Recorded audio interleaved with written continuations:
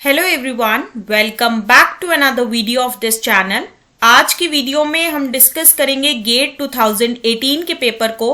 आज की जो हमारी सेक्शन होने वाली है वो है कॉम्प्लेक्स एनालिसिस और साथ ही साथ ये जो वीडियो है ये है पार्ट 5th वन इस सीरीज का।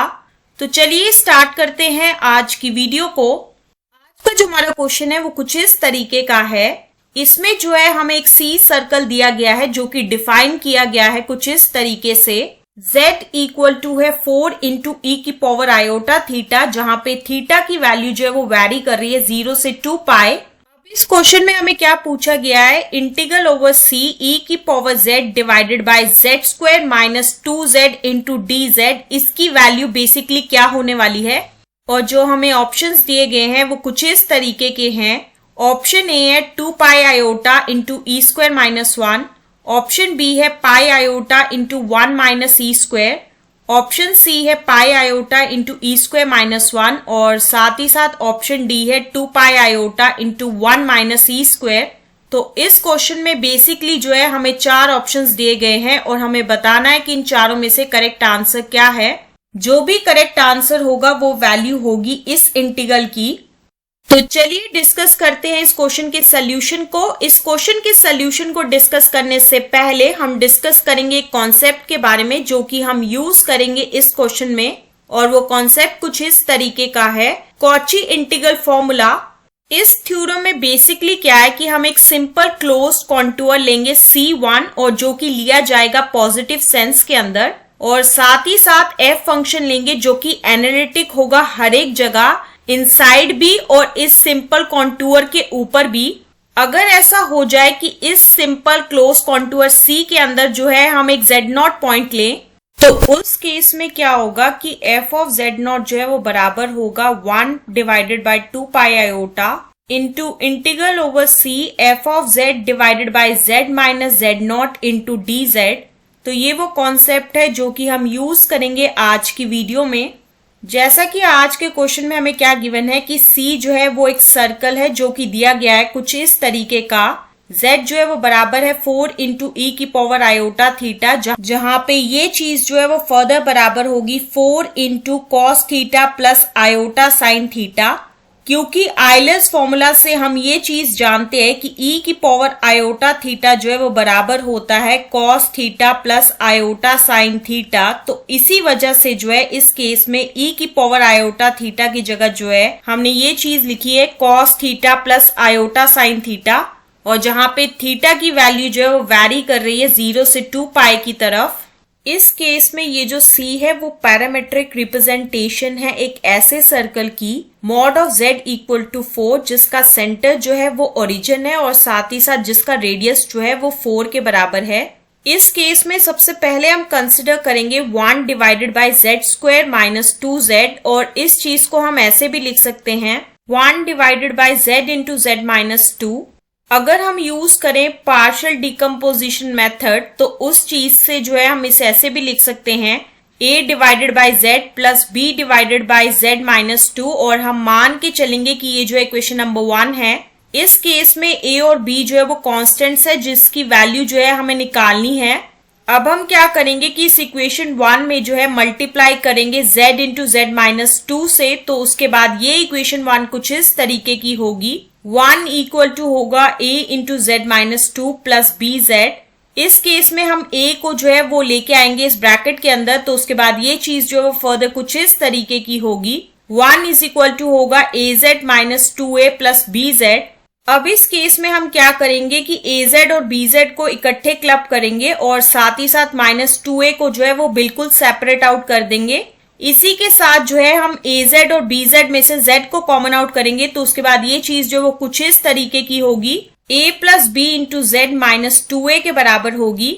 जब इस इक्वेशन में जो है हम कंपेयर करेंगे टर्म्स z की और साथ ही साथ कांस्टेंट टर्म्स की, तो उसके बाद हमें ये चीज मिलेगी माइनस 2a जो है वो बराबर होगा 1 के, जो कि फर्दर इंप्लाई करेगा कि a जो है वो बराबर होगा माइनस 1/2 के, और साथ ही साथ a प्लस बी जो है वो 0 के बराबर होगा। जब हमने इस इक्वेशन में जो है पुट की वैल्यू a की, तो उसके बाद ये चीज जो फर्दर कुछ इस तरीके की होगी b इज इक्वल टू होगा माइनस a के, जो कि फर्दर बराबर होगा 1/2 के। तो इक्वेशन 1 से हमें ये चीज मिली कि 1 divided by Z square minus 2z जो है वो बराबर होगा -1 divided by 2z plus 1/2 into Z minus 2। अब हम क्या करेंगे कि इन दोनों टर्म्स में से जो है 1/2 को कॉमन आउट करेंगे, तो उसके बाद ये चीज जो है फर्दर कुछ इस तरीके की होगी। 1/2 इंटू ब्रैकेट के अंदर होगा 1 divided by z minus 2 minus 1 divided by Z के। अब हम कंसिडर करेंगे इंटीग्रल ओवर सी ई की power z divided by Z square minus 2z into d z. और इस केस में क्या है कि हम 1 divided by Z square minus 2z की वैल्यू को जब हम पुट करेंगे, जो कि अभी हम डिस्कस करके आए कि वो चीज किसके बराबर है, 1/2 इंटू ब्रैकेट के अंदर है 1 divided by z minus 2 minus 1 divided by Z के। तो उसके बाद ये चीज जो फर्दर कुछ इस तरीके की होगी। 1/2 इंटू ब्रैकेट के अंदर होगा इंटीग्रल ओवर सी ई की power z divided by z minus 2 into d z minus integral over C e की power z divided by z into d z. और हम मान के चलेंगे कि ये जो इक्वेशन नंबर 2 है, अगर हमें इस इंटीग्रल की वैल्यू निकालनी है तो उसके लिए सबसे पहले हमें इस इंटीग्रल की वैल्यू निकालनी पड़ेगी और साथ ही साथ इस दूसरे इंटीग्रल की वैल्यू निकालनी पड़ेगी। तो सबसे पहले हम इस इंटीग्रल की वैल्यू निकालेंगे इंटीग्रल ओवर सी ई की power z divided by z minus 2 into d Z की। इस केस में क्या है कि एफ ऑफ जेड जो है ई की पावर जेड के बराबर है, जो कि एक एंटायर फंक्शन है। तो इसका क्या मतलब है कि ये जो फंक्शन है वो एनालिटिक होगा सी के अंदर भी और सी के ऊपर भी, और साथ ही साथ z0 इक्वल टू 2 ये जो पॉइंट है वो सी के अंदर है।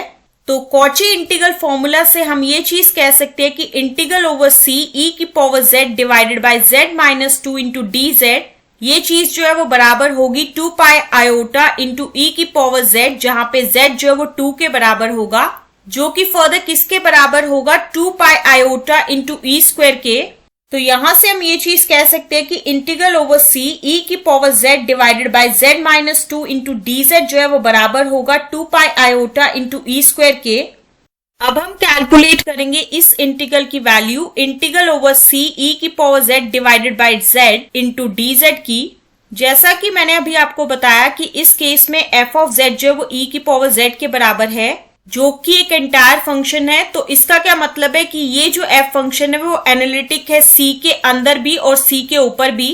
और साथ ही साथ इस इंटीग्रल के केस में क्या है कि z0 जो है वो 0 के बराबर है और ये जो पॉइंट है वो सी के अंदर है।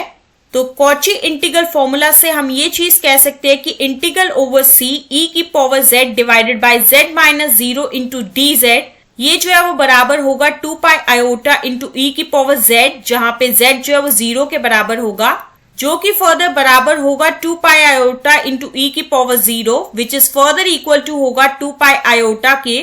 तो यहां से हमें ये चीज पता चली है कि इंटीग्रल ओवर सी ई की power z divided by z into d Z जो है वो बराबर है 2 पाई आयोटा के। जैसा कि इक्वेशन 2 में क्या था कि इंटीग्रल ओवर सी ई की power z divided by z square minus 2z into d z, ये चीज जो है वो बराबर थी 1/2 into integral over C e की power z divided by z minus 2 into d z minus integral over C e की power z divided by z into d z के। जैसा कि अभी हम डिस्कस करके आए हैं कि इस इंटीग्रल की वैल्यू जो है वो किसके बराबर है 2 पाई आयोटा इंटू ई स्क्वायर के, और साथ ही साथ इस इंटीग्रल की वैल्यू जो है वो बराबर है 2 पाई आयोटा के। तो यहां से हम ये चीज कह सकते हैं कि इंटीग्रल ओवर सी ई की power z divided by z square minus 2z into d Z जो है वो बराबर होगा 1/2 इंटू ब्रैकेट के अंदर होगा 2 पाई iota into E square minus 2 पाई आयोटा। अब हम क्या करेंगे कि इन दोनों टर्म्स में से जो है 2 पाई आयोटा को कॉमन आउट करेंगे, तो उसके बाद ये चीज जो है फर्दर कुछ इस तरीके की होगी 1/2 इंटू 2 पाई iota into E square minus 1। इस केस में ये जो 2 है वो कैंसिल आउट हो जाएगा इस 2 के साथ, तो उसके बाद ये चीज जो फर्दर कुछ इस तरीके की होगी पाई iota into E square minus 1। तो जैसा कि हमें इस क्वेश्चन में जो है इस इंटीग्रल की वैल्यू निकालनी थी, that is integral over C e की power z divided by z square minus 2z into d Z की, जो कि किसके बराबर आई है पाई iota into E square minus 1 के। और ये चीज जो है वो मैच कर रही है हमारे ऑप्शन सी से, तो इसी वजह से जो है ऑप्शन सी जो है वो बिल्कुल सही है और बाकी के सभी ऑप्शंस जो है वो गलत है। So that's why option C will be the answer of this particular question. So this is the explanation to this particular question, and with the explanation of this question, this is the end of this video. तो मिलते हैं next video में नए question के साथ. So stay tuned for the next video.